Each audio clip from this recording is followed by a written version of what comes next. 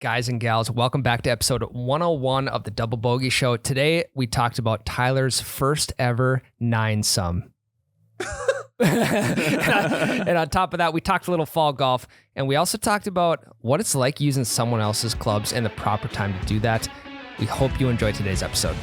They piped that the wrong way. I'll call the clubhouse. We'll book in another 18 for tomorrow. Okay, they cheated on that. They fluffed their balls. Yeah, no better time for the breakfast ball than now.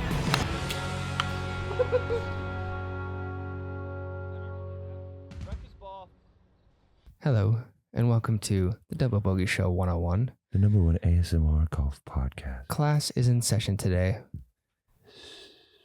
And we don't know what we're going to talk about just yet, but Tyler, What episode is it? it's 101. I just said that. Oh. Good one, Tyler. I'm going to make that joke, and it's only going to hit with a small majority of I'm people, but I telling think they'll appreciate it. Everybody- I don't get it. Everybody that watched fucking Nickelodeon growing up loves that joke. All right. What's up, guys? Welcome back to the Double Bogey Show 101. Ooh. Yeah, I don't get it. Zoe 101. Zoe 101. No, I've seen the show. I just don't. Again, That's the first tone of the theme song. I sometimes wonder. You guys probably all know that I'm just not a movie quote guy. We There's know. only and it's funny. Here's the reason I'm such a big Adam Sandler fan is because I can remember a shit ton of quotes from Adam Sandler movies, but other movies and shows I do not remember anything. So it just makes me wonder, like, how small of a pea brain do I have to not have room to fit these movie quotes in my brain space? Or does it say more that the quotes you're remembering from these are just like Nudie Magazine Day? I don't get it. Like, you guys know quotes from the fucking first Top Gun, and you weren't even born. Yeah, but I mean, I've watched it 100 times. But still, I don't understand that. You and Miles are like, fucking movie quote here, movie quote there, The Office joke here, The Office joke there. I only know the highlights of the Office jokes. Miles is half the time I just play it off like I know what the fuck he's talking about. But do I have a pea brain or? No, dude, he goes deep cuts with the Yeah. with the Office quotes an awful lot. Okay, deep cuts. How do you have time to do Well, no, that? Do I just have the most limited amount of time Well, you gotta during a day? You just need to say something to end the quote, because what he's doing is he is fishing for you to ask him, like, oh, is that from The Office? And then because he really wants to explain the scene to you. Yes. No, that's actually really true. He doesn't Yeah. always explain the scene. But like, what satisfaction does he get out of that? I don't know. It's weird. I don't know. I mean, I'll tell you what, I am very impressed by people who can recite movie quotes and TV show quotes like some people can. Yeah. It is amazing. Because if you ask me to recite anything from, let's see, Peaky Blinders, for instance, season 6, episode 2, if you're Peaky wondering. fucking blinders. That's all I know. Yeah, that's all you Well, really then the need to TikTok know. sound too. We can, what is it? See, you don't even know it. Yeah, I don't even know the TikTok sound. It's like something. Because we fucking can. Sure. Because we fucking can. I've only seen season 1, and it was years ago. Because we fucking can. That's pretty good. Now give me a cigarette so I can dry my lips out and have a cig. What? You notice what he does with his cigs? He takes it, he puts it in the corner of his lip, and he swipes it on both sides like twice. Huh. That's to like dry it out so it Yeah, like doesn't get all sticks. soggy. Oh. But yeah, I mean, if you want to start smoking cigarettes and you don't know how, Watch Peaky just Blinders. watch Peaky Blinders and Tommy Shelby will show you how. But Okay. don't smoke cigs also because it's not good for you. It's and number not. 2, don't dispose of your cigs on the golf course. And if, again, by chance, if you do need to dispose of a cig, do it in the sand trap and bury it. And that's like at all costs. Like, Yeah. you fall down from heat stroke and you're like, I got to get this cig out of my ear. Otherwise it's going to burn me. Sand trap. But at all other costs, Put it in the garbage. You're having a heat stroke, but you're concerned about the minor burn you might get in your ear. Also, why don't they have ashtrays in golf carts? Because if they had ashtrays in golf carts, I would be more apt to smoke cigars on the course. They do have cigar holders. Excuse me? You know that little thing right in the front in between the two cup holders? That random little gap? That's for a cigar. Really? Yeah. What? Yeah. So you're telling me that the little dip in between the cup holders on a golf cart is for a cigar? So there's a cup holder on the left, a cup holder on the right, and then there's that little slot running in between them that's for your phone. But if you don't put your phone there, there's also another little gap in between the cup holders that's for a cigar. Okay, where are you getting this from? I've seen people use it for a cigar. So is it a cigar holder, or do people just innovated themselves? Well, I'm not 100% sure. But I think it's a good theory. It fits a cigar perfectly, which I don't think can be coincidence. Like what kind of cigar though? Swisher Sweet? No Swishers. None of the skinny boys are rolling with back in college. It's got to be a big boy. Like how big of a big boy though? Like a normal size cigar. Like a $12 Cuban? Sure. I think I think they're way more than that. Yeah. Yeah. I mean, if you gave me a cigar, $2 cigar, and said, "Hey, this is a Cuban," I'd be like, "Wow, this is really good stuff." I'd be like, it tastes really good. Yeah, I'm not an inhaler either. I can't. I'm just not a smoking things guy. I'm a ghoster. I like to. Well, no, ghost isn't even the term. Yeah, you're thinking of French inhale? Yeah. Well, no, I'm just like a. Store it in my mouth for a couple seconds, feel the burn. As you can tell, we are not massive cigar guys. Yeah, we're other type of guys. Yeah. Yep. I'm kidding. Yeah. I mean, speaking of others, like I can't imagine what the golf courses in, let's just say Colorado are like. Oh, dude. If golf courses in Colorado were smart, they would just start growing their own weed. Yeah. Harvesting it and selling it in their shop. Yeah, that's OB. That's off limits. Yes. Do not go in there. Fenced look over. for balls. Do not go over there and try and save a shot and punch out. Do not do that. Yeah, they need to combine. They need to have 2 carts. They need to have a head cart and a bev cart. Yes. Yes. They need to turn dispensaries into golf courses. Yeah, I mean, I think there's a market for that. Obviously, look at all the states that have legalized their stuff. There has to be. You know how they have the little detachable coolers on the back of golf carts? They should just make it like a detachable doobie rolling station on the back of your golf. Okay, Jake, that's way far fetched. So what you're saying is you just put your stuff in there, you put like a J paper in there, and then it just comes out the other side. Yeah, I mean, if there's a machine like that, that'd be kind of cool. I don't think there is. I mean, it's a good idea. Yeah, I would do it. I mean, in legal states, I would do it. It'd be just a good experience, just to experience it one time. Yeah. How was bear hunting? Bear hunting was super fun, but there weren't a lot of bears killed. So you told me you go out there first day, 11 bears. Done. Yeah. So this is the first year I've gone out there in a while, and I think I'm the jinx. Really? Yeah. First night, there's only one bear shot, but first night's Thursday, and there's not a lot of people out there How yet. big? It was 450 some pounds without the guts in it. So that's a 500-pound bear. That's way bigger than the one that you have. Much bigger. The one that I have, the first bear I ever shot was like 140.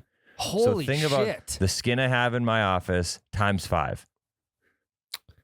That is wild. Yeah, it was a pig. And then there was one other little one shot. It's about the same size as the one I have in my office, but it was his first bear as well. So if it's your first bear, you're allowed to shoot whatever you want. Okay. That's what I was going to ask. Yep. And then after that, you kind of wait for a little bigger one. You got to head most of the time anyway. Don't you have to compare them to the size of the feed logs. barrel? So yeah, the logs or the barrel. Yep. So you either cut the logs all at the same length, so you can kind of judge a bear off of that, because it's tough to tell. Like when I shot that first one, like I said, 140 some pounds, 150 pounds, I don't remember.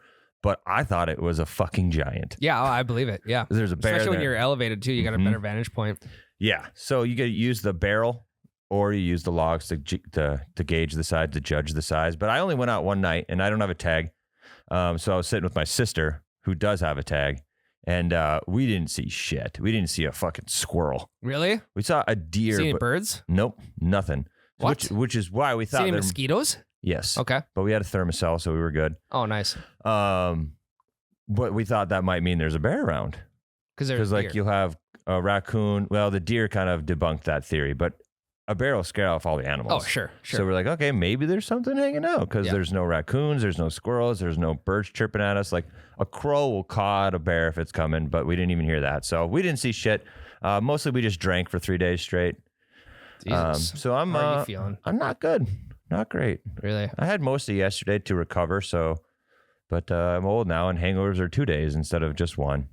Yeah, it's been a while since I've had a really bad hangover, and I'm not looking forward to the next one, because they're the worst. Well, like I got shit to do.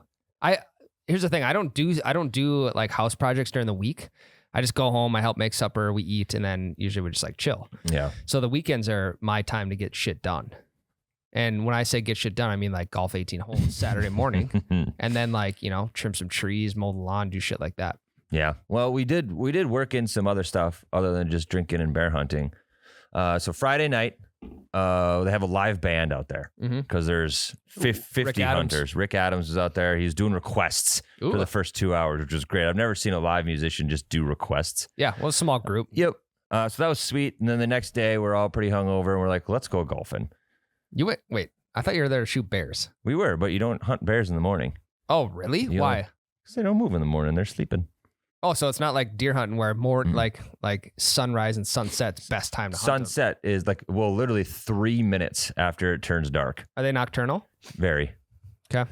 So that's tough sometimes. So their sleep schedule is just off from ours. They're like more of like a 4 a.m. to like noon. Yeah, like very, very rarely you'll get a morning bear, but you have trail cameras to pattern them, so you know when they're coming out there. Yeah. But they're very smart. They'll know you in the tree, and like the second you leave, they'll come in, because like my dad has a trail camera that like sends the pictures to his phone. And there were several occasions where hunters would leave, and then 10 minutes later the bear would come in. So you know he was no shit. just sitting 50 yards down the trail waiting for the hunter to leave. Yeah. But anyway, we had music. Saturday we get up, we go golfing, and we broke Foston, Minnesota. Okay. Way up north. Great course for beginning golf. Okay. Very open, very playable, no sand, and very little water. Fuck. Sounds like my kind of course. If you want to get good at golf and not get frustrated, Foston is a great course for that. Okay. And everything's super well maintained too, and it's a fun course. Like the hole designs are sweet. There's just no hazards to get yourself super pissed about. It's good. We broke every rule except like without being douchebags. Yep. We had 9 people in one group. Jesus fuck. 3 teams of 3. You brought your own booze? Yeah, they don't sell booze, so you're allowed to bring your own booze. Okay. So it wasn't a broken rule. Yep, yeah. Well, I guess I don't know for sure, but they didn't sell booze in the clubhouse. Okay. 9 people on a hole and showed up in the middle of the afternoon with no tea time. Oh shit. Just rolling in, and there's like some 16-year-old working the desk. She's like, yeah, go ahead, guys. She didn't care. Took every cart. Also, she's not going to tell you, hey, you can't golf in a group of 9. She's 16 years old. Yeah. Your dad would have like been like, we're fucking doing Well, we were going to go to a different course, and I was like, Dad, it's Saturday at like peak golfing time. You better call ahead. Yeah. And he called ahead, and the lady was like, no, you guys can't come till later. And he's like, fuck it, we're not going there. We're just going to Foston. I'm not calling. If I call, they'll say I can't come. Yeah. If you're there, they have to let you on. Yeah. So we played, and I got paired with my sister's boyfriend, my future brother-in-law, who's just swings his dick off, has no idea where it's going to go, and then a girl who had never golfed before. Okay. So it was essentially just me. Okay. Were you scrambling? Yeah. Okay. 3 teams of 3 scramble, and we were so painfully slow. Oh, really? But luckily, for some reason, the course was not busy, so we only had to let 2 groups play through us. Not bad. Big ass par 4 with a huge dog leg left. It is 275 to clear the lake to get to the green, and we were already down 4 strokes, and this is hole 3. Okay. So I'm like, fuck it, I'm gonna go for it. Yeah, might as well. I'm not paying to lay up here. Biggest drive I've ever hit in my life. No shit. Went past the green. What? Whoa. Cleared it. We all 3 chunked our chips. Classic. Next one, we chip onto the green, but we got like a 40-foot putt downhill. Jesus. We all missed the putt. We all got a putt back uphill. We all missed the putt. Holy shit. Oh no. So we end up bogeying the longest drive I've ever hit in my entire life. Cutting the water, hitting the green, and going, well, it didn't hit the green because there wasn't a lane to the green, but it was close. It went past the green. But yeah, so I felt pretty bad. I was really anxious the first 3 holes about like, I hate breaking this rule. I really, really don't want to be this massive group slowing down everybody. But then after I realized it's not super busy and no one cared and everyone was just out for a good time, then it was a fucking blast.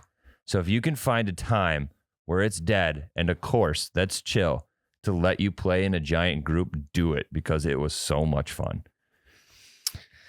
Oh, also, I got to show you the video. Remember Twig, the guy we played with at Three Bears? Twig broke his fucking leg bad.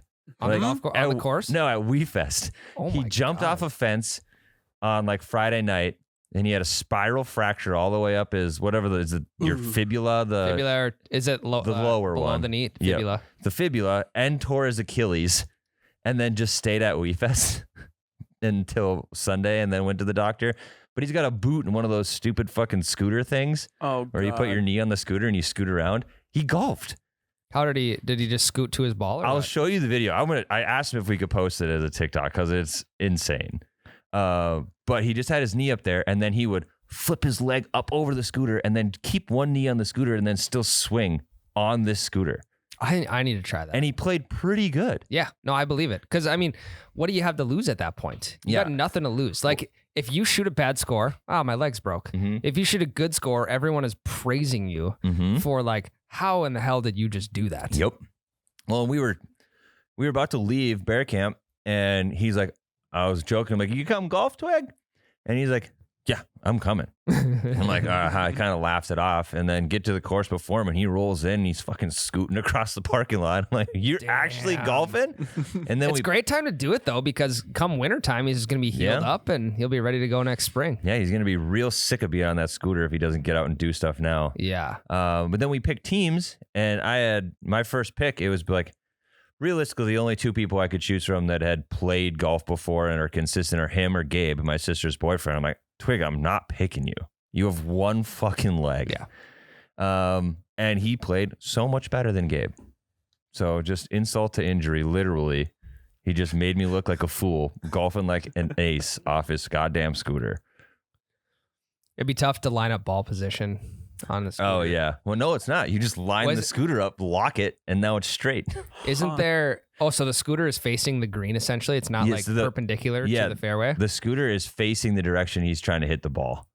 And then he couldn't fit in his cart, so he had to like hold it with one hand, and it's just fucking bouncing through the fairway. So he's hanging out of the car. I was going to ask that.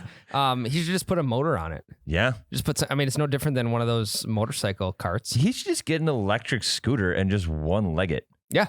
His one leg would be jacked by the end of it, but still. Yeah, there's plenty of opportunity there. Yeah, but that was the round. It was super fun. Good time. Highly recommend if finding a chill ass course and golfing with a shit ton of people. Find a chill ass course. Call them. Say hello. Don't call. Just show up. Okay. Show up and say, hello, my name is so-and-so. Is this a chill ass course? And if they're like, yes, this is a chill ass course, be like, all right, put me down for 9.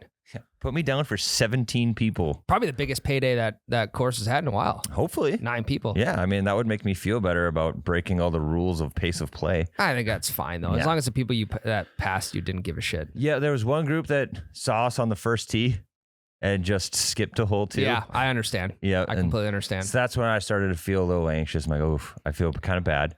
And then about the hole that I drove the lake, 2 kids, we let 2 kids play through us. They were fucking good. Really? Play through us after we hit our drives. So that was it. That was the only people we held up, and felt pretty good about that. So nice. But it was super fun. Great group of people. First time I've ever golfed in a group that big. Yeah. That wasn't just like 2 teams of 4 scrambling, you know? Yep. So I think you guys should try it out. Speaking of 2 teams of 4, I do think now is the time for an end of season like inter squad scramble. Yeah. So I did this earlier in the year, and it was a blast. It's tough to coordinate, but it can be done if it's done long enough in advance. And I think 2 weeks is a good time. Now, in North Dakota here, we probably have a month, maybe. Yeah, I would say a month left of golf. Mid-October is usually when things start closing down. And then we're going to start hitting the simulator. And give it about 2 weeks. Start planning it now. Get 7 other buddies to go out on a Saturday morning. Book a tee time, 2 groups of 4, get a 4v4, or go 4 and 4 on tee times, but do like a 2v2v2v2, like 2-man best ball or anything. I like that. You can do just about any sort of game. You can play match play or not match play, because then whatever. So now is a good time to get that group together, because if you can get 8 guys at the very end of the year, it's kind of like now is when you should start playing your best golf. I've been playing all summer. In theory, you should be playing your best golf, but also everyone's golf game is temporary. The pros, their golf game is temporary. Rory's not going to shoot the same score he did at the FedEx Cup this next weekend. He might, but it's temporary. So now is a good time to start planning that. And think about this. You wake up Saturday morning, 8 a.m. tee time, 58 to 64 degrees in the morning. Nice and crisp. God, yeah. Long sleeve shirt, maybe some pants, maybe some high socks so the ankles don't get cold. You get done with 18 around, let's say, noon. Zip back home. Turn the football games on. Coming up this Sunday. Coming up this Thursday, but first day of Sunday football. Well, we got college football on Saturdays for your round. But then also keep it going into the rest of the day with the buddies you just golf with. So pick a house. Everyone goes there. Bring the families. Do all that kind of stuff. Get your 18 in the morning. Watch some football all day on Sunday. I said Saturday tee time, but this is going to be a Sunday tee time. Okay. And have yourself a day, because before you know it, guys, the courses are going to be closed. There's going to be snow on the ground. Don't say it. And it's a perfect time to hit up Carl's place for your simulator. Oh, what a segue. We're not going to segue to that yet. Okay. But my golf round last week, literally nothing to talk about. 89, same course I just shot an 80 at 2 weeks ago. Is what it is. I did beat my buddy, though. He shot a 91. We tied match play overall through 18 holes. And that's why we keep this running balance. $5 a hole every single time. Because, it's literally not going to be within 2 or 3 holes on one side any given round. So we were even on match play through 18 holes. I won by 2 in stroke play. And, so is that a tiebreaker, or did you call it a tie because you were playing match? We're playing match because the money is on the match play, not the stroke play. So what we do for, like, to determine a winner, if you tie on match, it's stroke. Stroke is the tiebreaker. Oh, well, then I would win. Yeah. But there's still no money on my end. Congrats on the dub. Thank you. But yeah, it's just like I just couldn't hit any sort of shot. I couldn't get off the tee box. Actually, my short game, I would say like 20 yards and in was dialed. So I was saving myself some putts. Luckily, otherwise I shot mid 90s. And it kills me to keep talking about these rounds and be like, wow, I could have been in the mid 90s, high 80s, whatever. Like, I gotta shoot 79. I gotta pick the course to shoot 79. Boston or Castleton. Yep. Castleton's got water though. A little bit shorter of a course. You're not going to go driver up every hole probably, but I think that's the course because you can play out of both fairways. That's the thing when you're choosing a course and you want to shoot a score. Find an easy one. Find a course so you can play off either side fairway. So it sounds like Foston's a good one. Yes. I don't know, but would I feel as accomplished? Probably not. You could hit 4 fairways over and still have a shot at par. I almost. Dude. Sorry to interrupt. I got to get this out. Scrambling. It's like hole 7 or something. It's a dog leg left par 5. Hit a great drive, right? Second shot. I'm aiming at the wrong green. Oof. And Twig is over there watching. I aim at the wrong green and I hit my iron super, super well all day. And I'm hitting a nice little draw and it's not going at the green I was aiming at. And I'm like, God damn it. It's fading too far left. And Twig over here is freaking out. He's like, you did it. You did it. You got it. You got it. I'm like, what the fuck are you talking about? I rolled it up 6 feet from the pin on the correct green. No. Aiming at the wrong one for an eagle putt. And then we all fucking missed the eagle putt. Oh, no. On a par 5? Yep. No shit. So we had a tap in birdie, but still, the old phrase "rather be lucky than good" could not have been more true on that. That's awesome. Yeah, I was just like, you missed the eagle putt. Yeah, you make a birdie putt. Yeah, okay, good. It was a tap in birdie. We barely missed it. Okay, good. And for the first time, we didn't do mulligans, and it wasn't like someone was being a hardo. We just forgot to do mulligans. And that's fine. Yeah, I mean, especially in a scramble, like 3-person scramble, you don't really need them. But if we did have mulligans, I would have used every single one to get that eagle. I believe it. We do need to do another 4-man scramble before the year end. There's a lot of things that we still have to do. There's a lot of unfinished business that we need to take care of. We need to get a inter squad 4v4 going, or just an 8-some, whatever. We need to do another 4-man scramble. We got to break 80. Yep.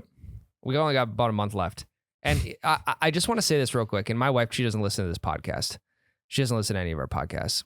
But probably good. She is the absolute MVP of wives. And I know we want her to listen to the podcast. No, she's not. She's not going to.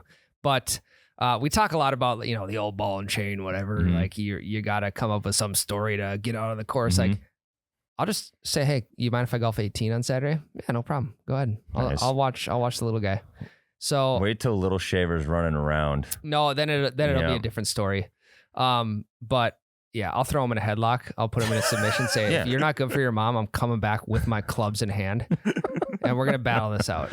I like that. That's good. No. But that's because I really did think that my golf game would decline. The amount of times I got out and just my game in general would decline, but it hasn't at all. I'm still able to get out. Part of it too is like I need to get out so I can have shit to talk about on the podcast. Luckily, I brought boatloads of stuff from last weekend's round to talk about this week. I'm kidding. That's a joke. Oh, I was like, you told me you didn't have anything. I didn't have anything. Fucking horse shit round. No, Nothing to talk no. about. Just me and another buddy. And it was great though. 7:21 tee time. I don't think I'll have a tee time before 8 a.m. on a Saturday morning.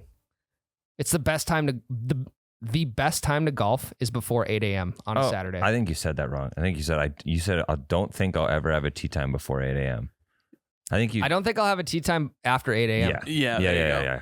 I don't think I'll ever not have a tee time before Yes, 8 the a.m. not is what we were missing. Yes, that makes sense. Yeah, I'm with you, dude. You know how much I love golfing in the morning. Yeah, it's the best. It's It my doesn't matter how favorite. tired you are. Mhm. So this last weekend, got up at the lake. Beautiful. Sky's pink. Ooh. Went to the little C-store in the corner. Got myself an energy drink. Got myself Little brekkie. 2 caramel rolls. Oh, And then I always pick my buddy up on the way to the course. It's about a 10-minute drive because he's right in the way. So I pick him up. He's got a caramel roll sitting there for him. We're ready to hit the course. Cup of coffee in hand also. Double fist in the energy drinks. And it makes for a magical morning. it does. So I there's a lot of things I'm recommending today. Inter squad scramble. Get 7 guys. Mm-hmm. Sunday morning before football. Mm-hmm. Before 8 a.m. tea time. Mm-hmm. And double fist and energy drinks. Yep. Do It's all of those things. The best combo. But you have Gotta to do have it. to shit before you golf. Yes. Otherwise, that's a Oh. big thing. You have to shit. And luckily we got there early enough so that I could do that in the clubhouse. But of course, single stall guy was in there doing the same thing I'm looking to do. No, bummer. Shit before the round. So, and I'm taking my time. I'm watching swing videos on TikTok before we hit the first tee. And yeah, that was that. Yeah. That's Yeah. good. I feel bad because I'm not going to be Why able you to feel bad? name drop the person that asked the question because I forget. But I saw a DM. I haven't opened it yet. Okay. Asking about what is the etiquette for taking a dump on the course. Like, can Well, you? first off, I think you should find a bathroom before you take a shit on the course. Yes. Yeah. he And said- if you do take a shit on the course, don't just stay away from the green. More than likely, there's going to be like some cattails or some fescue somewhere, or some trees for that matter. And fall golf's actually a great time to do that because Lots of leaves on the ground. And I'll be honest, I know there's a lot of people that probably carry toilet paper with them in their truck, but not the golf bag. You don't have any wipes or toilet paper in your golf bag. Nope. So if you're gonna shit, You're Don't- going no, to no, keep don't going say- with this. so if you have to shit on the course, make sure you do it in private. They have bathrooms. And make sure you wipe good enough before you're done. Otherwise, it's going to ruin. Imagine having to shit on the course on hole number 2. So hopefully that answers your question. I don't even think. I also don't think it's a bad idea to have a roll of toilet paper in your golf bag for fall golf specifically. Because when it's cold out, you want to get some coffee before you're around. I'm not right? even. I'm not even going to try to make this about what the question actually was anymore. And usually, this is like, your answer. And if you're me, you're like you got 2 cups of coffee down before you get out on the course. So, and also if you're me, you're probably like you show up 5 minutes before your tee time. Now, here's the thing people don't realize about tee times is that in order to get there at the right time, you actually have to get there like 15 minutes early. Because what you don't understand, hey, I haven't been late in a long time. Don't Good. give me that. That's good. What you also have to take into consideration is you have to put your shoes on and you have to grab your clubs and you have to go in and pay and you have to get your cart and you have to like maybe take a couple 3-4 dry swings. Okay. That's a 15-minute process. Mm-hmm. So back to your question, if you have to shit on the course, do it in private, or just do it before you start. Yep. Find a bunker, litter He's box. like a fucking Yeah, you cat. can use it like a litter box. Yeah. Or Jesus Yeah, it'd be Christ. easy to get out. wipe with the cigarette butts that are in there. Yeah. Yeah. Or smoke a cig while you're taking a shit. So back to the question. No, that you answered it. That's all we need to know. I mean, I think the proper etiquette is just it's the same etiquette as if you were taking a shit at home. Well, I think he's asking like Make for sure you- pace of play. Like, is it okay for you to leave the course, go back to the clubhouse if you're not next to the outhouses? No, don't go back to the clubhouse. Pinch that off. Yeah, Jake. Hey, I had to do what I had While to he do. was shooting, and we were right by the clubhouse. No, we weren't. We were almost as far away from the clubhouse as you can get on that course. No, we were just one fairway over. Yeah, we were. Yeah, but still. We were literally one fairway over. This is what you do. If you gotta, just go. And he had a cart. And then your group will have to wait for you. It is not the end of the world. Everyone's going to understand if a group comes up on your group just sitting there and they're like, oh, yeah, sorry, buddy's in the bathroom. You go ahead, guys. No one's going to get upset about that. We've all been there. You've all had to take a shit out of nowhere. Just go do it. And your group can just tell the people to play through and no one's going to be mad as long as they say, yeah, buddy's in the bathroom. Sorry, you guys go ahead. Or just pinch it off. Or just pinch it off. Suck it up. Like just clench. Yeah. Clench for Literally 2 holes and it'll be suck fine. it back up. I mean, I can't tell you the amount of times I've had to do that. Yeah. Because there's been other scenarios where like I'm in the car and I have to do my business Mm-hmm. and I just can't pull over on the side of the road. You could. I mean, I could, but I'm not going to. So just pinch it off. And also, if you have to, like, your mind is on that feeling of having to go to the bathroom Mhm. and you're not thinking about like, hey, I have to hit this pier in Mhm. order to get to the green. Oh, speaking of that, Of what? of things that help you golf better that feel like they shouldn't. So last week I played League again, but not with our team. We don't have a team anymore. Yeah, we haven't played League as a team since. Because now we podcast on Thursdays. Yep. We do the You Bet Your Radio Patreon. Yep. So we haven't played an actual league round with our squad since beginning of July, probably. So I played. I had a with- kid too. Yeah. So- yep. Lots of things going on. Busy summer. But I played with our quote unquote rivals, so which means that I have now played League with them more times than us. But we were talking about our best rounds ever, and ironically, 2 of us in the group of 4 had our best rounds ever in downpouring rain. Mm-hmm. And then we brought it up. I brought it up again on Saturday, and one dude was like, "Yeah, I was playing in the rain. And I was golfing lights." And my dad, he's playing lights out in the rain. And so I think that golfing in the rain makes you golf better because you are not thinking about your swing. You are not thinking about the course conditions, your distance on your clubs, your backswing. You're not thinking about any of that shit. You're just trying to hit the ball and get the round over with. I would say I would agree with you. However, I would say putting is the only thing that matters when it comes to golfing in the rain. If you want to golf the best round ever, the greens are going to be soggy. Yes. Especially now aeration season. Mm-hmm. The greens are going to be really soggy, and also it's like you're getting pelted in the face with the rain during a putt. Like that's the shot you have to focus the most on is Yeah. putting. Yeah. But I'm with you. I think the best round ever. I mean, I tied my best round ever in the rain. Yeah. And to beat it, I missed a 4-foot putt. So I was like about to have my best round ever, and I missed a 4-footer. There you go. But I do think that it like takes your mind off of all the shit that usually fucks you up. And I think that's why like you tend to golf a little bit better when you hit the sweet spot too. Yeah. Because You're not thinking about it. No, you're thinking about your buzz. You're thinking about what you're doing later with your buddies. So golf is such a fucking mental game. There's no other sport in the world that you're going to just be so much better at by not thinking about the sport you're in. Yeah. No, 100%. Because I mean, like I said, the putter, it's going to come down to the putter that day. And if you can putt in the rain, holy shit, things are going to go well.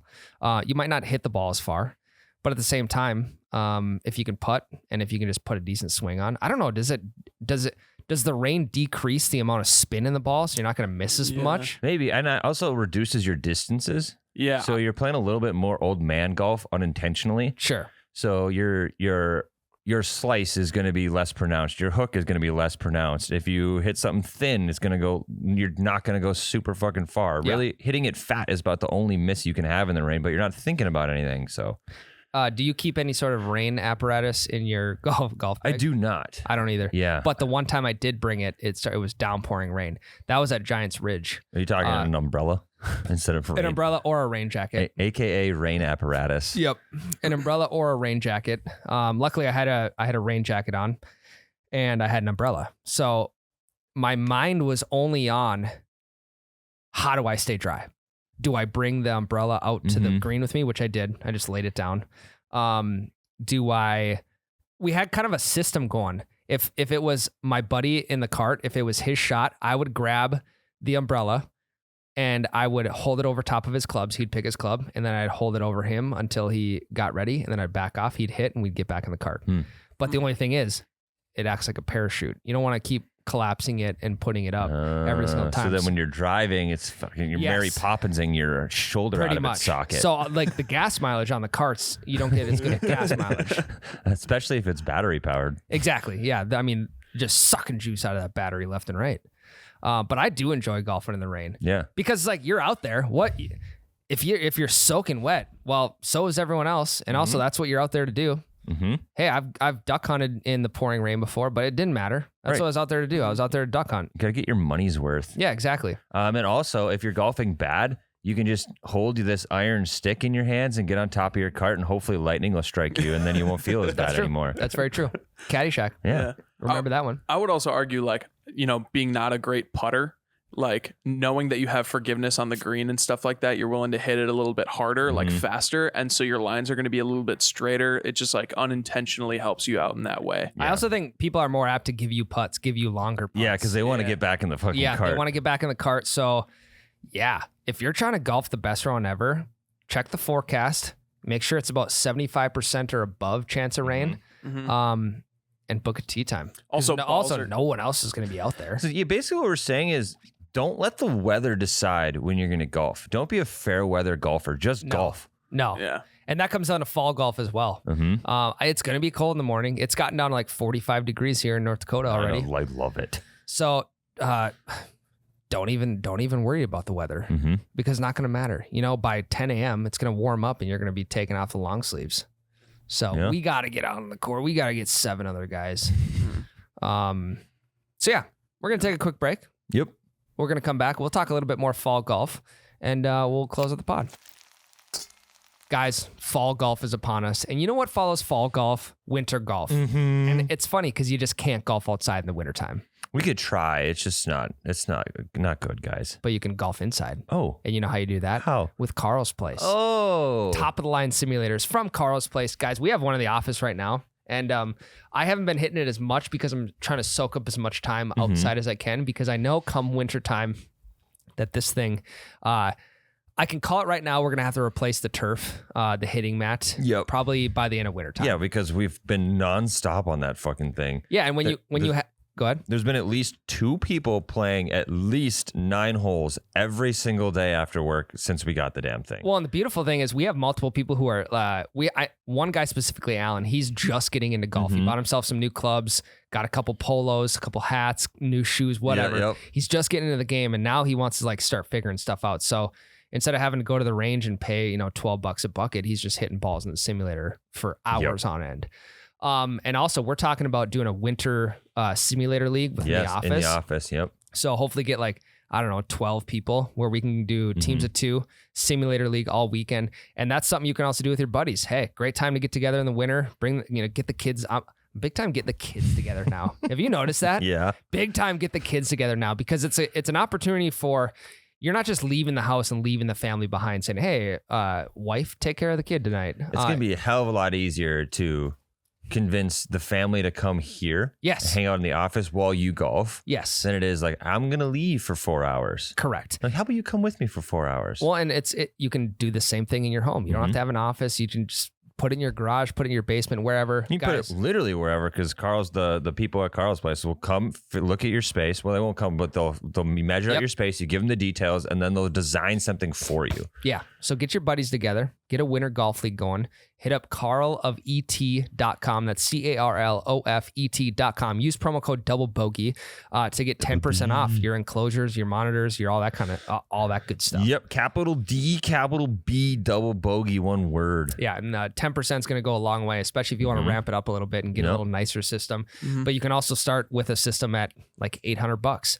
And I'll tell you what, Tyler, I spend at least $800 at the simulator. Like if I were to go to a simulator all winter long, between booze and food and golf itself, and time in general and gas money getting there. Gas isn't cheap these days. So you're definitely going to get your return on investment, especially when you can eat your own food and drink your own booze and have a day with your buddies. So carlofet.com, go check out your simulator enclosures, your launch monitors, get yourself ready for some winter golf and roll into next year feeling good about it. Oh yeah. Let's do it. Jake, you got a Guys, story. Guys, Story time. story time. Went golfing this weekend. Buddy got married. Wow. We're at You golfed at the wedding. Was it so much fun? It was so much fun. did you golf before or during or after the wedding? Right before we got up. Like wedding was at 4:00. We got up day of the wedding, 7:30 a.m. Saturday tee time. Fall golf. Was the wedding Beautiful. at the course? Yes, wedding was at the course. When's the Fuck last yeah. time that you were up at 7:30 on a Saturday? Couldn't tell you. Didn't think so. This last weekend? Yeah, literally this last weekend. Okay. Good talk. 7:30 golf course. It was great. Did you bring your clubs to the ceremony and reception? Yeah, I had them on my back the entire No, time. were they in your car though? Yes, And the wedding was at the course. at the course. So there was a hole like right next to the ceremony. Exactly. Yeah. Was this a close buddy of yours? Yes, I was in the wedding party. So all the groomsmen. Okay, that's different then. Yeah, Fuck. all the groomsmen. We went out and golfed literally the day of his wedding. Yep. Even the groom was out there and all that stuff. But if you weren't good buddies with him, would you have golfed during the reception? Like played the hole right outside of the reception area? I mean, He wants you to say yes because that's what he did. like maybe like if Because it there was was one of the best times. if the reception nobody was on the dance floor and all that stuff and I wasn't a part of the wedding, I would have been out on Well, that he's- chipping green. He's talking about the hour in between, the cocktail hour. In Yeah. No, it wasn't between- even cocktail hour. It was during the reception. God, Ron. And it was the best time. I know. I've heard. Okay, anyway, I'll quit interrupting. I honestly I might do it. I wouldn't put it past you, Ryan. So Oh, I did it. He did do it. And it was fucking fun. Yeah, it was. Go on. You golfed 7:30 a.m. How many guys? 9 guys. Did you guys all go in the same hole? Was it a one sum? No, we had to split it up. They were pretty adamant on us splitting up. So I was at Stonebrook Golf Club in Shakopee, Minnesota. Great public Valley course. Fair. Yeah, yep, Yeah. Valley Fair. Valley Fair needs a mini putt course. They have one. They do one. Okay, They do. go on. It's right in the entrance, right? It's right as you walk Why have in. we not mini golfed at Valley Fair yet? I don't, because we never mini golf. Okay, go on, Jake. Sweet course, great public course, fairways, immaculate condition, all that stuff. But the cool thing about this course is that on hole 8, on the front 9, there's like a lake in the middle of the course, like legitimately a full-on lake and all that stuff. What was the green fees? How much you pay for round? Well, so we only played 9, little pricey, 56 for 9 and a cart.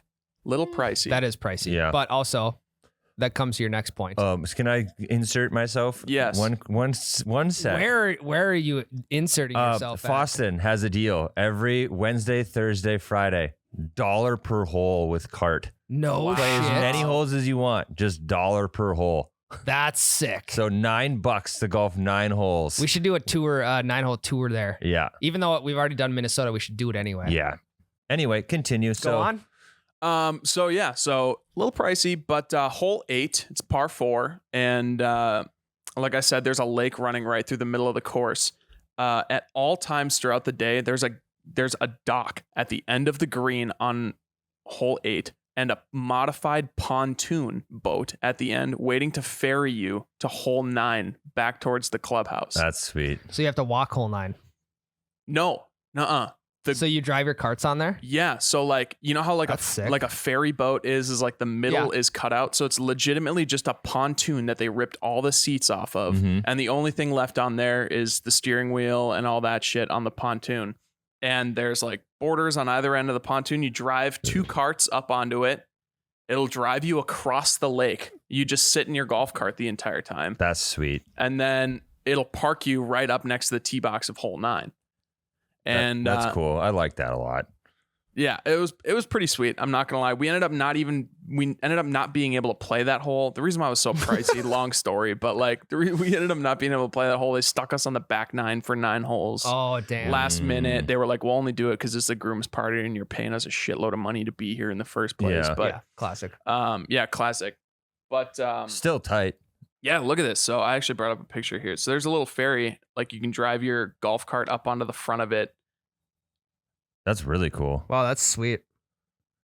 Yeah, so there's a good photo. They just ripped the seats off of a pontoon, added like a front loader onto it, and it drops you off right at the tee box for hole number 9. Fuck, that's a great place to slam some beers. Yeah. Like it literally turns from a golf party to a pontoon party. Yeah. And that's even better reason to have a speaker in your cart is because how long do you think it takes to get to hole 9?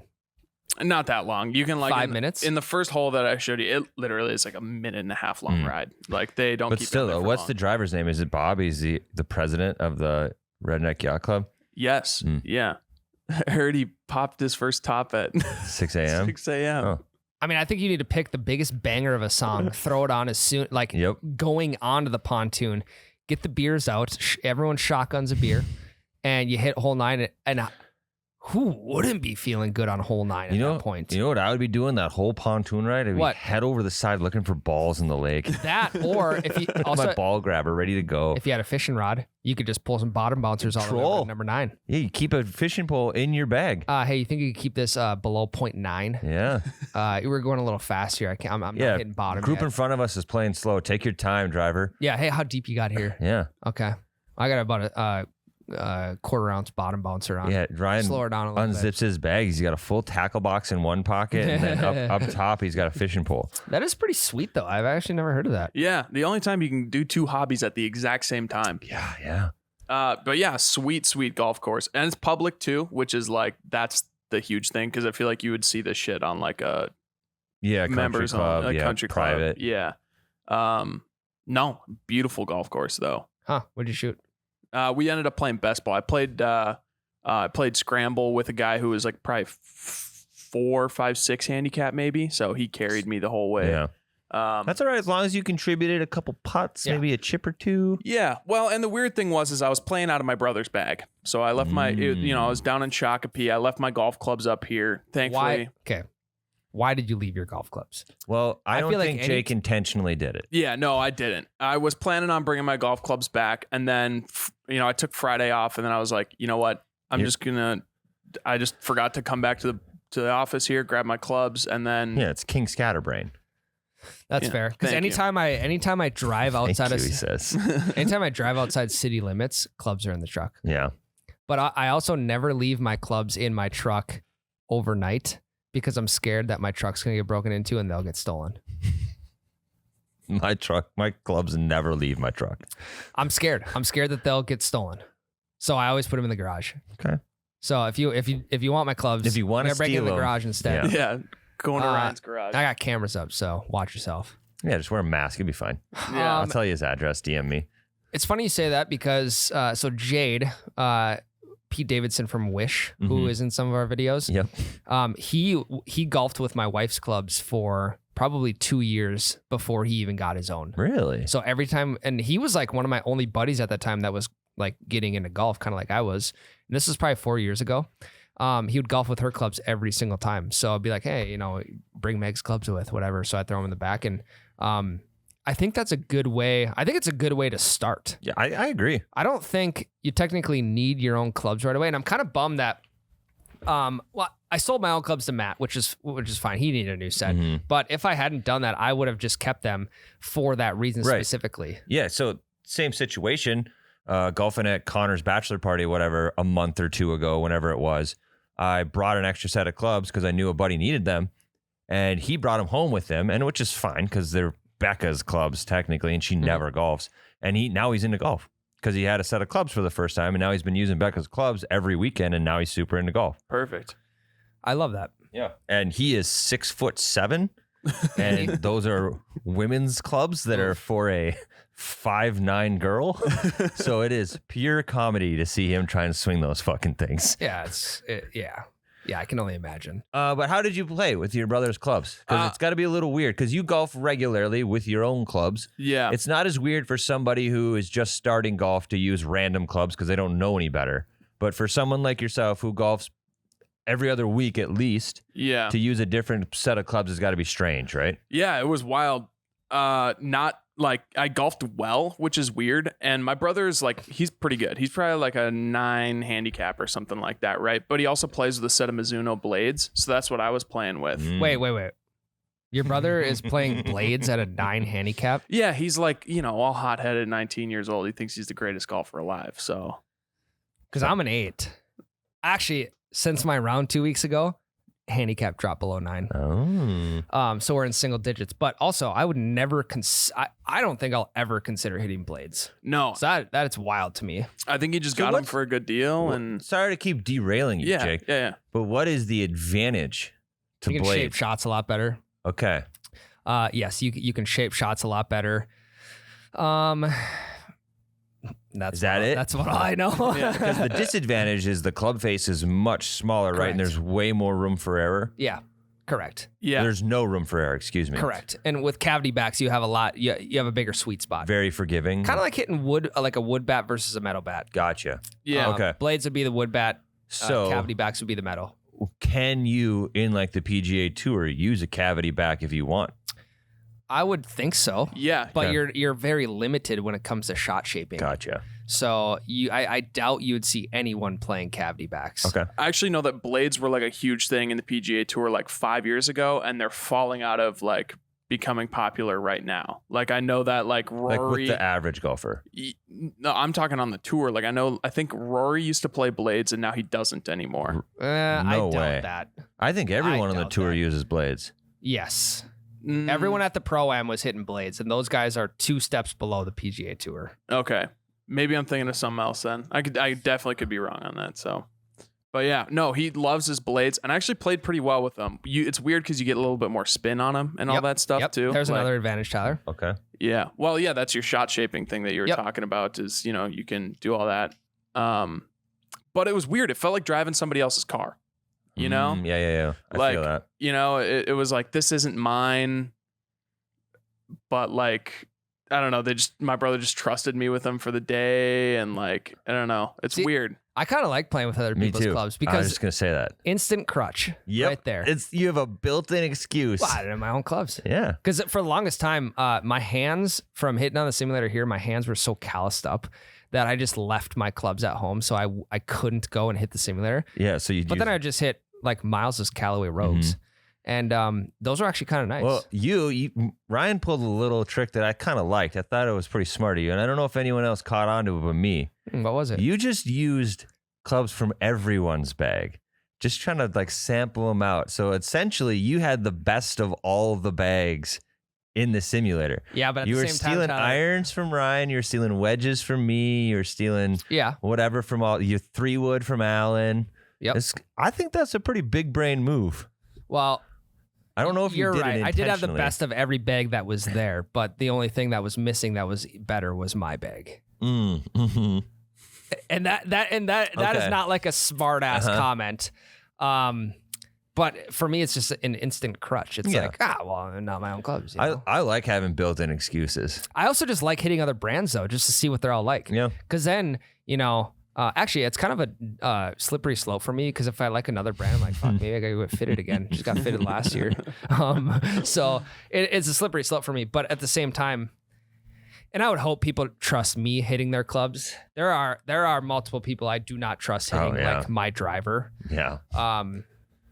Granted, I can't even hit my own driver, but there are people that I would not trust hitting my driver. Yeah. Jade being one of them. Yep. At Gabe, future brother-in-law, swings his ass off every time.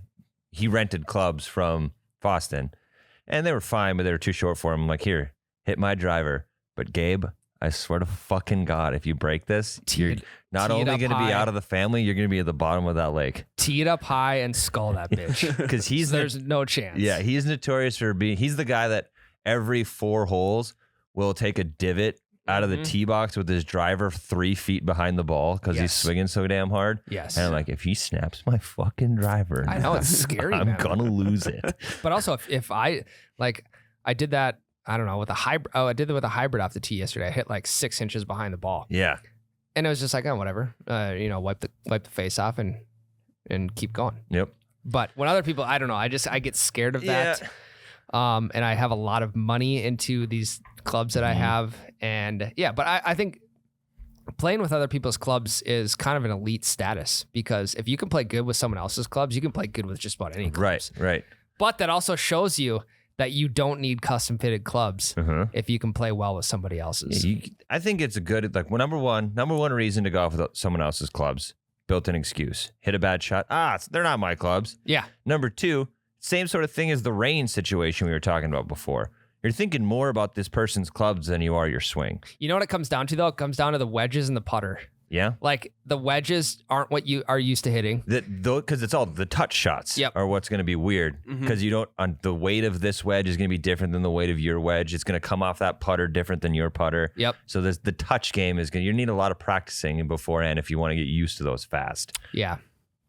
Yeah, 100%. If you're getting into golf, I don't think borrowing someone else's clubs is a bad thing. Neither. You just make sure you're careful with them, because it could be a very expensive day of golf for you. Now, what's your thought on that? I mean, there's an obvious answer, but let's talk it through. If you use someone else's driver, like let's just say I let you borrow my driver on the tee box and you fucking did something to it. You took a chip out of the bottom of it, or you snapped the club head off. Are you replacing that? Yeah. I'm offering for sure. I'm offering, like, I take it as the Walmart model. You break it, you buy it. Yeah. But if Gabe were to actually have broken my driver, he would have offered to pay for a new one, and I would have said, because you would have made him offer to pay for it. No, I wouldn't have made it. He's a good guy. He'd offered to pay, and I'd been like, well, let's split it, because I am not an elite golfer to where it's out of the realm of possibility for me to do that. Correct. You know, but you would rather be the one to do it than somebody else. Like, if your club's going to break, you want to be the one to break it. Yeah, exactly. But I would have been like, all right, no, I'm not going to make you pay for this whole new driver. Let's throw me whatever you want. It's fine. And then I'll replace it myself. But you have to make the offer. Correct. If you're the one that breaks it, you got to be like, oh, dude, let me buy you a new one. Yep. 9 times out of 10, if it's a good buddy, they'll be like, oh, fuck, that sucks. Don't worry about it. Like, it is what it is. Yep. But if you don't make the offer, you're shitty. Yeah. I do take a second to think before I offer up a club. Like, yeah, how has this person been playing? Have they hit a shot yet today that could potentially break this club if they do it again? That's why I think, like, having a backup set of clubs for your buddies to use is not a bad thing to have, because if a backup set of clubs breaks, like let's just say a 5-iron, like the over time the glue gets a little bit looser and the head starts to kind of just creep off there a little bit. 2 sets of clubs ago for me, that happened at almost every single iron. Yeah. So if you have that set of clubs that someone else is using, there's no need to replace that, because it's an old driver. It's probably an old set of irons, an old what. I hope you don't break the putter unless you run it over or something. If you break the putter, you're doing something wrong. Yeah. So I think that's a good way to look at it. Is like, hey, if it's a backup set of clubs, no big deal. Like, the next person to use them just won't have a 5-iron. Yep. But if it's my set, I would hope someone would offer it up. Yeah. Here's another question I posed to you guys. Let's say Jake is using. So this happened to Hardy. When we had Hardy on You Bet Your Radio, he had just gotten a hole-in-one. And he hit a hole-in-one with his friend's 9-iron. And his friend gave him the 9-iron. So let's say Jake hits a hole-in-one with his brother's 8-iron blade. Let's flip it. Sorry. Your brother hits one with your 8-iron. Are you giving him the 8-iron? Yes.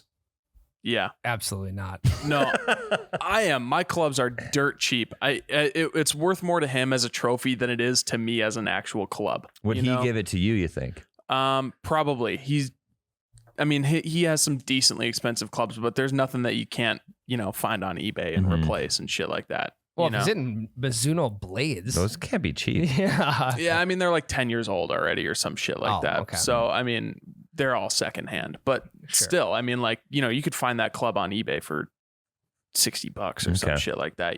I would ask him. I would ask. I'm not giving it up. Really? Here's the thing. When I get rid of these clubs, I'll give it to you when I get rid of these clubs. So you make your little shrine, get the ball, get a little plaque that says hole-in-one, hole number 8 at Prairie Wood, whatever. And with the have a little spot to like set a club down in there. with the stipulation of like, hey, when I get rid of these clubs, I'll give you that. I'll let you finish off the trophy case. But also, it's like, well, number one, why was he hitting his buddy's 9-iron? They decided just as a bit because they golf together all the time. Oh, okay. Like, hey, let's golf out of each other's bag on par threes just for fun, Okay. just to mess around. We should swap bags. That'd be kind of fun. Yeah, we should swap bags. I'd be very interested to see how you hit my irons. Yeah, I Because think, they're the oldest clubs in my bag. well, again, it's just like not my clubs. So if I don't hit them good, then Yeah. there it is right there. There's the excuse. Yep. No, I'm not. Are you giving the club up? Yeah. Really? Mm-hmm. If you hit a hole in one with my 8-iron, it's your 8-iron now. No shit. Mm-hmm. So if you're Huh. 165, I'd give you out my fucking driver if you hit a hole in one with it. on a par 4. Yeah. That's a different story. If you hit a hole in one on a par 4 with my driver, that's a different story Why? because the odds are so True. much less. I guess. Yeah. Like that is 1 in a million Yeah. to hit a hole in one on a par 4. I'm probably going to give you the driver. Okay. Actually, I'll give you the driver head. I'll keep the shaft. you can put it on your own shaft. I don't want to use it. I'm using it. It's going on a trophy board. Yeah. See, it's so much better used on the course though than it is on a shrine. No, but I'm shrining it. I'm shrining it for sure. The second What if you break your driver and you're like, oh, I don't have a backup, but I have this one in the hole in one case. It's like the Sandlot Babe Ruth ball. Yeah. I'm just gonna 5-iron off the tee. Why don't you just hybrid or 3-wood? I'm hitting my 5-iron super well right now. Do you have a 4? No, Weird. I broke my 4. Oh no. Did you pay for it? No, it was mine. Oh, okay. There's so many better uses for that driver. And every time you use that club on the course, it'll bring back that memory of hitting the hole in one on a par 4. Nah, I'm shrining it, dude. I'm telling you, the second I hit a hole in one, doesn't matter what club it is, that club's retired. Also, when one of us does hit a hole in one, my wife's not going to let me put a shrine in our house. So I'll probably just put it in here. No, that's fine. I think it's better suited. Yeah. You got it. You can have a room for it. You put it next, like, let's say have deer up downstairs. Yeah, in the living room. Yeah, put it downstairs. And it's like there's one on each side. It's symmetrical. Yeah, put the club right in between them. There's a window. Put it right on the window. No. Get a fucking command strip or No. something. Luckily, if we do hit one, though, we have a podcast studio we can put Yes. it in. That's So, true. Also, like if you guys catch a state record bass or if you guys shoot a state record buck or anything like that, are you putting the rod or the rifle up on No, the No. wall? not God, the gun, no. The arrow Why? or the shell. The drivers these days sometimes cost more than shotguns. Well, so maybe I consider it if it's truly a state record. Yeah. I might think about it if it's a state record. If it's just a big deer, absolutely not. No chance. No. Even like deer that I've shot that aren't that big, like but are big for me, I'll keep the arrow. That arrow is never getting used again. Yeah. No, especially the Yeah. broadhead's not getting used again. Well, yeah, you can't use those ever really Correct. after you shoot them once. Every bow deer I've shot, I've never used that arrow again. Yeah. And I have kept the arrow, put it Mhm. on the horns. Yep. So Yep. I think that's different. I mean, because you can buy arrows for like $20 a piece. Yeah, I'm also no fucking way. Even if I'm telling you right now, if I shoot a state record deer with my bow is not getting retired. God, no. This is like fucking $2,000 worth of shit on that thing. I'm not retiring that. I'm not buying a new bow until that one fucking blows up. What if you shot the state record with a $600 bow? Yeah, I'd probably retire it.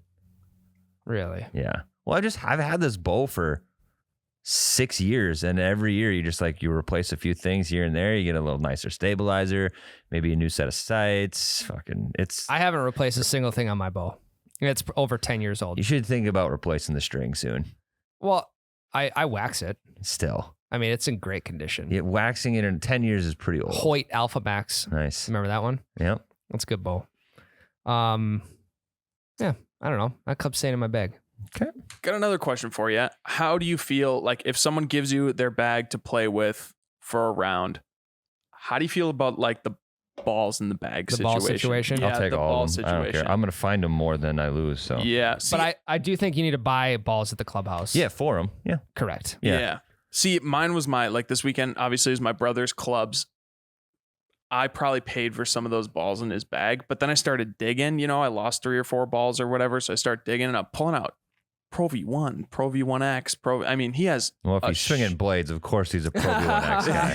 Yeah. I mean, and then I started feeling bad. I was like, if I was swinging some noodles or something like that, no regrets out of my end. Mhm. No regrets whatsoever. But he's got, swinging blades. He's got Pro V1s in there. Like, He's not that good. he's not that good. Neither am I. Why? I don't even know why I have new clubs.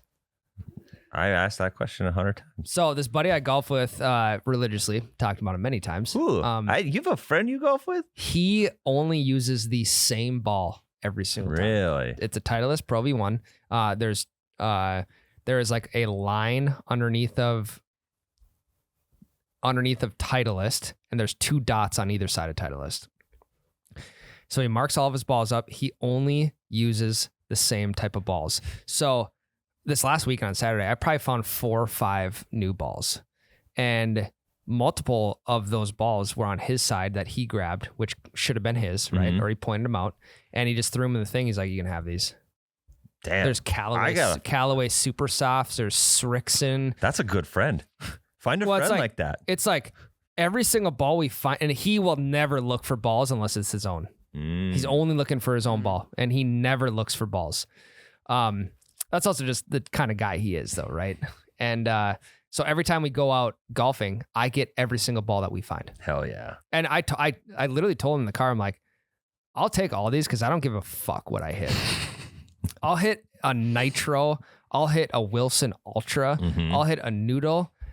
I'll hit a Pro V1 brand new out of the box. Mhm. Doesn't matter to me. Same. I'm with you 100%. I'm usually just hitting the cleanest ball I have in my bag Sure. because I don't want to have to just run up. Because I find all these ones in the mud and the water and they're caked in shit. And I don't have time to clean that. You know I'm what? looking for balls. I don't like hitting red, blue, purple, I do. yellow, orange balls. I don't like hitting those. Why? I don't know. I think golf is meant to be the classic white ball with the design, the logo, whatever. I think like that's what they've been playing with for how many years? Mm-hmm. You're a white purist? Easy. I knew you were going to say something like that. No, I just like them. I like the colors. I'm like a little kid. Yeah, Okay. you find like a pink ball on the golf course or something. I like the matte color ones, like the matte red. Yeah, you also like the blue balls, which are impossible to find Nah, I haven't and see. I've stopped using those. Surprisingly, the green ones are easier to find than the blue ones. Which Do you like makes- blue balls? Not a huge fan of blue balls. Sure. No. But if I find a blue ball, I mean, I'm not gonna like turn it down. Sure. So you'll take any blue balls you can get. Yeah, I mean, only if it's like on a platter for me. I'm not gonna go searching for blue balls. Okay. Yeah. Okay. I did just get like stuck with them, or Yeah, like it's never by choice. Do I find a blue ball? They basically just sit in your bag. Yeah, that's it for a long time. Yeah. It's kind of like once you hit so many blue balls, it's just like painful to like dig around through them and trying to find them in your bag. The reason I don't like the colored balls is because they like the reason I like the white balls more is because they like number one, they feel more pure. The colored balls, they feel like rubber. Yeah, I like that. I don't. I think you get more spin on it on your chips. Okay, well then use it around the greens. I don't. switch balls, You want it's less? Well, you can. Depends on who you're playing with. Yeah. I also need to try the chapstick rule on the driver. I've been getting way too much Yeah. spin on my driver.